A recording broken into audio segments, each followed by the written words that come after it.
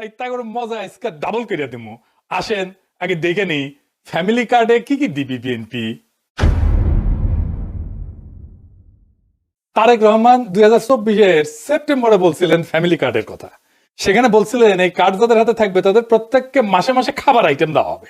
দেখেন পরে দেখা গেল হয় টাকা অথবা খাবার দেওয়া হবে, যার যেটা প্রয়োজন। এই প্রসঙ্গে আমরা পরে আসিচ্ছি, এক এক করে আমরা দেখবো। তো কি দেওয়া হবে তাহলে? ফ্যামিলি কার্ডের আওতায় প্রত্যেকটা পরিবার মাসে 2000 থেকে 2500 টাকা অথবা সমমূল্যের খাদ্য সহায়তা পাবে। তবে খাদ্য সহায়তা কি পাবে সেটার ব্যাপারে বিএনপির নেতাদের বক্তব্য আছে, আমরা ওইটা দেখব। আমরা ওইটা দেখে খাবারের হিসাবটা করে নেব। এই সহায়তার নগদ অর্থ হিসেবে অথবা নির্দিষ্ট খাদ্যপণ্য যেমন চাল, আটা, ডাল, ভোজ্য তেল এটা হিসেবে দেওয়া হয়ে যেতে পারে। তো আমরা এই যে এটার একটা হিসাব কেজি ধরে করে দিছে এক বিএনপি নেতা, আমরা সেটা দেখেই হিসাব করব। এতে একটা পরিবারের খাদ্য চাহিদার একটা বড় অংশ নিশ্চিত হবে বলে তারা মনে করে আর কি। টাকাটা আসবে কিভাবে? ওইখানে বলা হয়েছে যে বর্তমান রাজস্ব এবং ব্যয়ের কাঠামোর মধ্যে বরাদ্দ এবং ব্যয় ব্যবস্থাপনা দক্ষতা বাড়ায়, দুর্নীতি অপচয় কমানোর মাধ্যমে প্রয়োজনীয় রাজস্ব সাশ্রয় সৃষ্টি করিয়া এটার বরাদ্দ করা হবে। এটা বিএনপির তারেক রহমানের উপদেষ্টারই লেখা, এটা দেখেছেন। তো কাদের দেওয়া হবে এই ফ্যামিলি কার্ড? সবাই পাবে, এটা সার্বজনীন, মানে দেশের সবাই। এমনকি সেটা যদি প্রাইম মিনিস্টারের বউ হয় সেও পাবে। ওই সময় বাংলাদেশ বিনিময় করতে আমরা নিয়ে আসছি ফ্যামিলি কার্ড। প্রাইম মিনিস্টার ওয়াইফও যদি মনে করে যে আমি সেটা ইউজ করতে চাই, ইউজ করতে পারবে। মানে কার্ড তো নারীদেরকে দেওয়া হবে, সেজন্য বলছে যে প্রাইম মিনিস্টারের বউ যদি হয় তাহলে সেও পাবে। এই হইতেছে বিএনপির ফ্যামিলি কার্ডের মোটা দাগে প্রকল্প। এটা তাদের প্রধান নির্বাচনী ক্যাম্পেইন, মানে এটা দিয়ে তারা ইলেকশনে উতরাই যাবে বলে আশা করতেছে। আর উতরাইতে পারবে কিনা সেটা আল্লাহ জানে। যাই হোক, ওই যে জামাইকোটা বুদ্ধিজীবী বলেছিল না যে জামাতের কোনো প্ল্যান নাই, আনপ্রিপেয়ার্ড। জামায়াত ইসলাম যদি সরকারে আসে তাহলে অর্থমন্ত্রী কি হবে? আপনি যে কোনো জামায়াত ইসলামের লোককে জিজ্ঞেস করুন, পাবলিক ভিশন এগুলো নাই। জি, তো আসেন বিএনপির কেমন প্রিপারেশন নিচ্ছে সেটা দেখি। আগের এপিসোডে দেখেছেন তো বিএনপির স্বাস্থ্য নিয়ে যে পরিকল্পনা, সেটা জয় বাংলা করা হয়েছে। একে একে সব পরিকল্পনা জয় বাংলা করে দেওয়া হবে, চিন্তা করেন না। আসেন একে একে শুরু করি ভালচুন বিএনপির ফ্যামিলি কার্ডের ধাপ্পাবাজি। রাষ্ট্রের কাজ ভিক্ষা দেওয়া না, রাষ্ট্রের কাজ দয়া দেখানো না। রাষ্ট্রের কাজ হইল যারা পড়ে যাইতেছে, পিছায় পড়তেছে, যারা সুবিধা বঞ্চিত, যারা দুর্বল, তাদেরকে টেনে ধরা, তাদেরকে বাঁচানো। এটার নামই হইতেছে সামাজিক সুরক্ষা বলয়, ইংরেজিতে কয় সোশ্যাল সেফটি নেট। ফ্যামিলি কার্ডে বলা হয়েছে সব পরিবারকে প্রত্যেক মাসে সমান টাকা দেওয়া হবে। এখানে রাষ্ট্র ভেঙে পড়ে। রাষ্ট্র কোনো তো এটিএম মেশিন না যেখান থেকে টাকা বেরোবি। রাষ্ট্র কোনো ডিস্ট্রিবিউশন সেন্টারও না, এটা বিতরণের কাউন্টারও না। রাষ্ট্র হলো মরাল অথরিটি, নৈতিক কর্তৃত্ব। রাষ্ট্রকে সিদ্ধান্ত নিতে হয় কে সবচেয়ে বিপদে, কে আজিব ধৈসা পড়বে, কে সবচেয়ে দুর্ভাগ্যের মধ্যে আছে, কে পিছায় পড়ছে, কাকে না ধরলে সমাজ ভেঙে যাবে, কাকে না বাঁচাইলে চলবে না। ফ্যামিলি কার্ড বলে এই বিচার আমি করব না, সবাইকে সমান দিতে হবে সমাজতন্ত্র। এইটা হইতেছে পলিসি ফেলিয়ার, মরাল কোলাপস, নৈতিক পতন। এই যে সামাজিক সুরক্ষা বলয় বা সোশ্যাল সেফটি নেট, এটার মানেটা আসলে কি? এটার মানে হইতেছে যে নির্দিষ্ট গোষ্ঠীর জন্য সহায়তা। এটা হইতেছে যে সবচেয়ে যার বেশি প্রয়োজন সে পাবে সাহায্য। এটাকে বলে ভালনারেবল ফোকাসড পলিসি।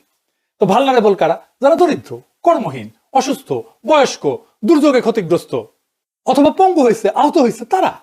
এদের ঝুঁকি কি এক? না। তাহলে সাহায্য কেন এক? তাহলে ফ্যামিলি কার্ড কি করে? এইটা অসাম্যকে, বৈষম্যকে ঢাইকা দেয়।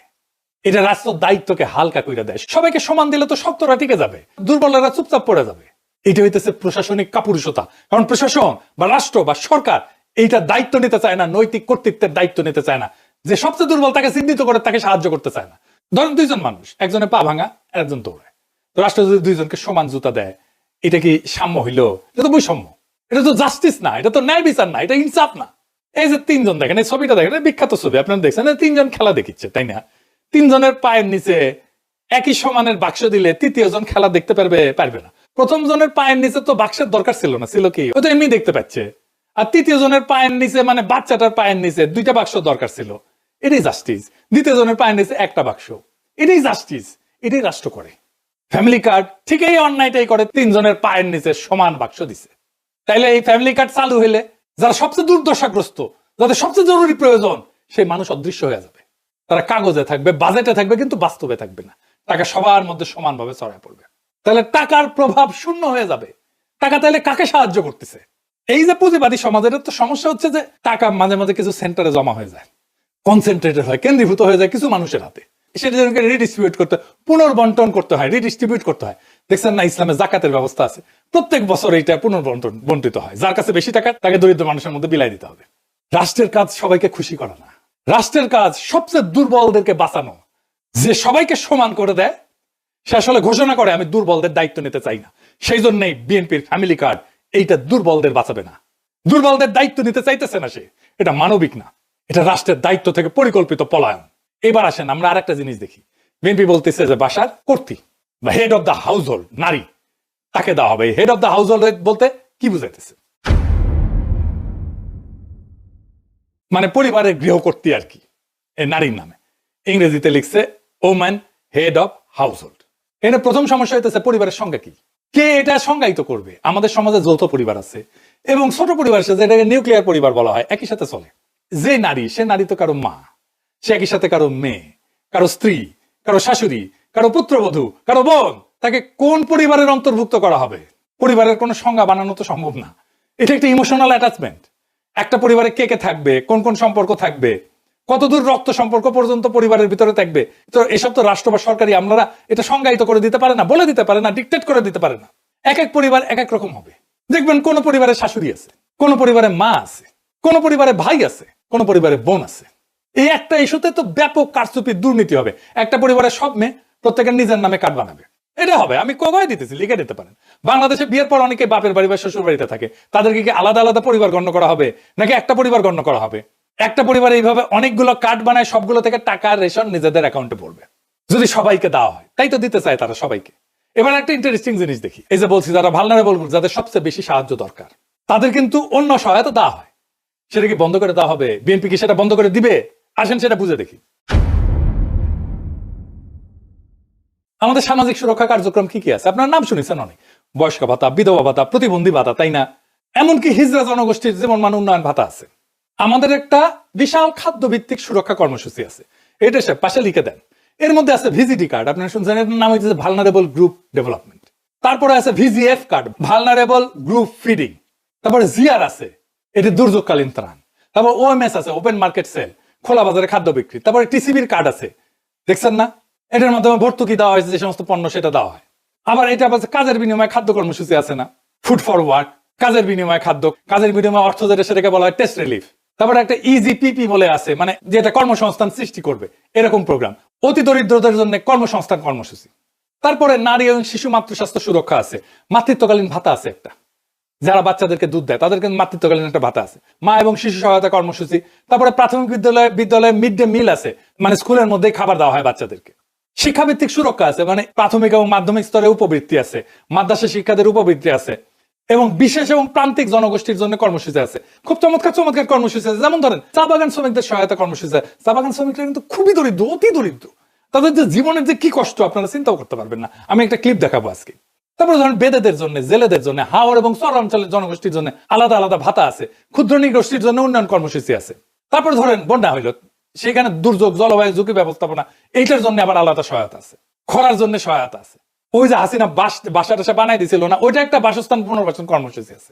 বিএনপি বলতেছে যে এই যে ফ্যামিলি কার্ডের বার্ষিক ব্যয়, এইটা হবে 12,000 কোটি টাকা। তো এই আমি যতগুলো সামাজিক সুরক্ষার কর্মসূচি বললাম, এই বাজেটের 10% মতো, 10.28 ওরা বলছে। মানে হাসিনা আমলে যেটা দেওয়া হইতো তার 10 ভাগের 1 ভাগ। কিন্তু সামাজিক সুরক্ষা কর্মসূচিগুলোর মধ্যে ওরা বলতেছে যে এটা ওভারল্যাপ আছে, মানে একই সুবিধা একাধিকবার পেয়ে যায় একজন। সেটা কমায় বিএনপি 9,500 কোটি টাকা সাশ্রয় করবে নাকি এর মধ্যে থেকে, এবং সেই অর্থটা ফ্যামিলি কার্ড স্কিমে দেবে। বুঝছেন? এই 12,000 টাকার মধ্যে 9,500 টাকা এক্সিস্টিং যে সামাজিক সুরক্ষা আছে ওইখান থেকে বাইর করে কেটে নিয়ে ফ্যামিলি কার্ডে ঢুকাবে। মানে একটু বুঝাই দিই। এই যে দেখেন, চা বাগান শ্রমিক সে একটা বিশেষ সুবিধা পায়। আগে একটু দেখায়নি, চাতে তো মজা করে খায়, চা বাগান শ্রমিকের জীবনটা কেমন, কষ্টটা কেমন দেখেন। এটা গ্রিন টি, এটা গ্রিন টি। এই পাতা আমাদের মহিলারা তুলবে। হ্যাঁ, এটা পাতাতে স্কুলে তুলবে না, আমার ভাই 8 ঘন্টা কাজ করে 178 টাকা পাবে। 8 ঘন্টা কাজ করার পরে 23 কেজি তোলার পরে 178 টাকা পায়। জি, আর 23 কেজি কম হলে 1 কেজি প্রতি 60 টাকা মাইনাস। মানে 23 কেজি কম হলে 60 টাকা হয় না। জি, এইভাবে আপনাদের জীবন চলতেছে। কষ্ট হয় স্যার, ভালো মন্দ মন চায়। এই যে ম্যাডাম সাহেব একটা কথা বলি, হ্যাঁ, কিছু মনে নিবেন না। ম্যাডাম সাহেব যে 100 টাকা দিচ্ছেন না, আজকে 25 ডিসেম্বর না, আমার মা বলতেছিল একাধিক কলা নিব, বিস্কুট আর একটা লু বিস্কুট। মন চায়, মাছ মাংস আমাদের মন চায়। দেখেছেন মনটা খারাপ হয়ে গেল না? এই লোকের মা ধরেন, যে যার কথা বলতেছিল ওই লোকটা, সে বয়স্ক নারী ভাতা পায় নিশ্চয়ই, আর চার শ্রমিকের ভাতা পায়, তাই না? দুইটা ভাতা পায়।